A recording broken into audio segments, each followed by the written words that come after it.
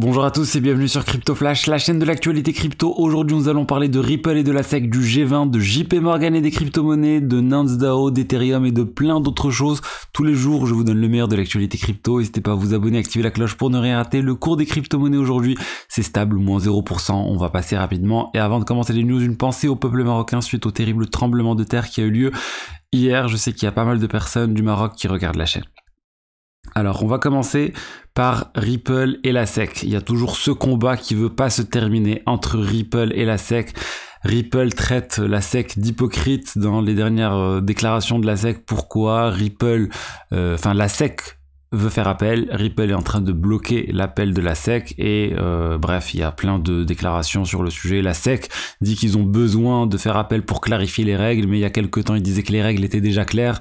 Donc c'est pour ça que Ripple traite tout ça d'hypocrisie. On va parler du G20 avec un framework qui est en train d'être mis en place. Ils sont en train de se mettre d'accord en fait les pays du G20 pour pouvoir encadrer la coopération et la transparence, on va dire, et l'échange d'informations sur les crypto-monnaies des utilisateurs, des exchanges par exemple, entre les divers pays. C'est pas pour tout de suite, ça serait pour 2027, mais voilà, disons qu'un exchange en Inde de crypto-monnaies, s'il a des personnes qui sont des personnes françaises, enverrait les informations aux autorités françaises, etc. Donc c'est pour faciliter les choses et surtout pour que les gens, au final, payent les impôts. Attention, c'est pas parce que vous faites des crypto-monnaies que vous n'êtes pas censé payer d'impôts. Rapprochez-vous d'un spécialiste pour bien voir ce que vous devez payer. On va parler de JP Morgan. JP Morgan, ils ont dit qu'ils sont en train d'étudier, ils continuent d'étudier plein de choses autour des crypto-monnaies pour faire des paiements, pour faire des settlements aussi. Bref, ils sont sur le sujet, ça vient de Bloomberg l'information. Et surtout, en fait, j'ai retrouvé cette déclaration de 2022 du CEO de JP Morgan, la partie Web3 Onyx. Il disait en fait qu'ils sont en train aussi d'étudier toute la partie publique blockchain. Donc on n'est plus sur des blockchains privés, on est vraiment sur l'aspect blockchain public. Donc pourquoi pas, j'attends de voir vraiment ce que ça va donner. Ils sont pas en train de dire qu'ils sont en train de tester des crypto-monnaies en tant que telles, c'est plus l'infrastructure crypto, la blockchain, voir comment ça peut servir pour la tokenisation. Ils sont pas en train de dire on va lancer notre propre token JP Morgan, mais voilà, comment améliorer les choses grâce aux crypto-monnaies, grâce à la blockchain plutôt. Et donc voilà, on va voir ce qui va sortir de tout ça et j'espère que ça va se faire sur une blockchain publique. Ensuite, on va parler de Nance DAO dans un instant, mais avant de ça, je voulais vous parler de Grayscale. Grayscale, l'affaire vraiment, elle est en train de prendre des proportions assez incroyables. Je vous ai parlé d'hier du FBI qui est en train d'enquêter sur des CG sur le sujet. Mais on va dire, le marché sont toujours très optimistes sur les deux fonds Grayscale et sur le fait qu'ils pourraient être transformés en spot Bitcoin ETF et spot Bitcoin et spot Ether ETF. Regardez ici, on est sur le fonds Grayscale Ethereum Trust ETHE. Il gère énormément de crypto Ether et en fait là le discount, cette décote de ce fonds, elle est passée à 24%, ce qui est la plus basse décote depuis plus d'un an. Regardez, on avait atteint le 30 décembre 2022 moins 60% de décote. Là, on est passé à moins 24%. Il y a beaucoup d'optimisme sur le sujet. Beaucoup de personnes pensent que voilà, c'est en train de se faire, le spot Bitcoin ETF va arriver, que ces deux fonds de Grayscale vont pouvoir être transformés en ETF spot. C'est très très attendu par les investisseurs, par tout le monde. Et voilà, le marché, il est plutôt optimiste. Et regardez, pour GBTC, pour le fonds Grayscale sur le Bitcoin, on est même à moins 17%.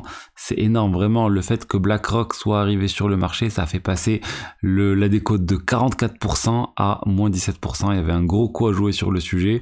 Je vous l'avais dit, mais voilà, c'est bien sûr risqué. Quand vous investissez sur GBTC, déjà, c'est pas forcément ouvert à tout le monde. Et il y avait un certain risque. Et ceux qui ont investi au tout début, ils ont perdu quand même pas mal d'argent depuis. Avant, c'était un peu de l'argent facile. Quand vous voyez cette premium, avant, il y avait un premium, il n'y avait pas une décote.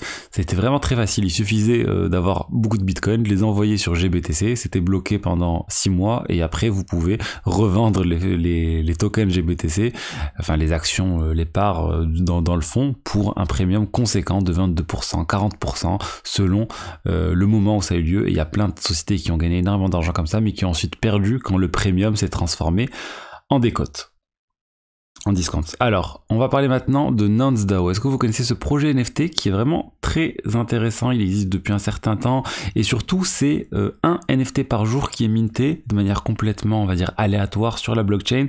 C'est très très intéressant ce qu'ils font. Il n'y a pas de limite dans la supply, donc ça veut dire que ça va continuer à augmenter ad vitam aeternam. Vous aurez un NFT par jour, donc ça continue de grandir. De mémoire aussi, chaque 10 NFT, c'est pour la communauté, c'est pour leur fonds plutôt, leur treasury, leur fonds qui est géré par le DAO. Et ça coûte très cher, hein. Un Nance DAO, vous voulez en minter un, ça coûte 50 000, 60 000 $. C'est pas donné, c'était même beaucoup plus à un moment. Et là en fait, il y a la communauté Nance DAO qui n'est plus d'accord sur comment gérer l'argent possédé par le DAO. Et en fait, ils vont rage quit un petit peu. Ils vont, les 20%, 25% qui sont pas d'accord avec la manière dont c'est géré, ils vont juste dire, écoutez, nous, on veut récupérer notre part des terres qui correspond à la trésorerie qu'on est censé avoir. Donc en fait, 20%, ils vont prendre 20% de la trésorerie et ils vont la récupérer. Et ce qui fait qu'il y avait un certain arbitrage à faire sur le sujet. Quand les NFT, la valeur des NFT était en dessous de la valeur de la trésorerie, il y avait un arbitrage à faire. Et c'est pour ça qu'il y en a certains qui ont investi quand c'était très bas et ensuite ils ont voulu récupérer leur part de trésorerie qu'ils pouvaient récupérer. C'est un peu comme les investisseurs dans les sociétés traditionnelles qui achètent des parts dans la société et ensuite votent pour vendre certaines parties de l'entreprise, ou comme on a pu le voir sur PayPal avec les investisseurs qui ont poussé pour que PayPal et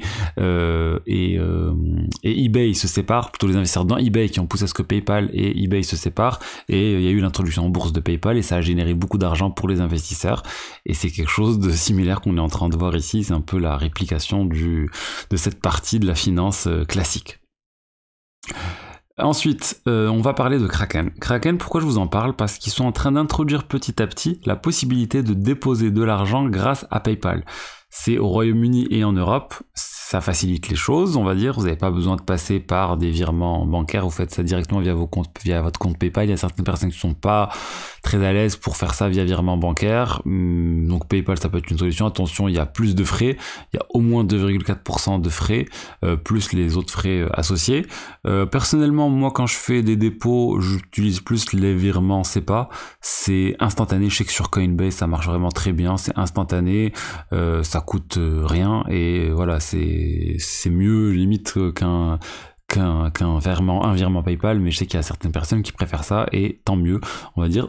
Il faut offrir plein d'options différentes pour les utilisateurs, et les utilisateurs choisiront ce qui leur correspond le mieux. Voilà ce que j'avais à vous dire aujourd'hui sur les diverses actualités du jour. J'espère que le contenu vous a plu. Demain, peut-être pas de vidéo, et je vous dis du coup à lundi, ça c'est sûr. Allez, au revoir.